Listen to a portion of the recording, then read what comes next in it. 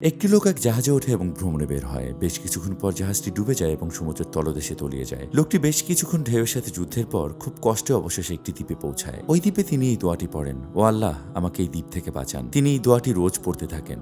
তারপর তিনি নিজের জন্য একটি ছোট্ট ঘর তৈরি করেন। একদিন তিনি তার বাড়ির বাইরে খাবার সংগ্রহের জন্য বের হন। যখন তিনি বাড়ি ফেরেন, তিনি দেখেন তার ঘরটিতে আগুন লেগে গেছে। তিনি সেই জ্বলন্ত বাড়িটির পাশে বসেন এবং বলেন, ও আল্লাহ, আমি আপনাকে বলেছিলাম বাঁচাতে, কিন্তু আপনি তো আমাকে অসুবিধায় ফেলে দিয়েছেন। প্রায় 3 ঘন্টা পর একটি বড় জাহাজ সেই দ্বীপে পৌঁছায়। লোকটি জাহাজের ক্যাপ্টেনকে জিজ্ঞাসা করেন, আপনি কিভাবে জানতে পারলেন আমি এখানে আছি? ক্যাপ্টেনটি বললেন, আমরা এই দ্বীপ থেকে ধোঁয়া বের হতে দেখেছিলাম। আপনি আমাদের ধোঁয়া দিয়ে সাহায্যের জন্য ডেকেছিলেন। এটি সত্যি একটি চমৎকার গল্প। বেশিরভাগ সময় আমরা জানি না কোনটি আমাদের জন্য ভালো এবং কোনটি খারাপ। এমন অনেক সময় হয় যখন আমরা বলি, এটি কেন আমার সাথে হলো, এবং 10 বছর পর বলি, আল্লাহ, এখন আমি বুঝতে পেরেছি তোমার জ্ঞান কত। আল্লাহ কুরআনে বলেন, হয়তো তোমরা এমন কিছু অপছন্দ করো যেটা তোমাদের জন্য ভালো, এবং এমন কিছু পছন্দ করো যেটা তোমাদের জন্য খারাপ। আল্লাহ জানে এবং তোমরা জানো না।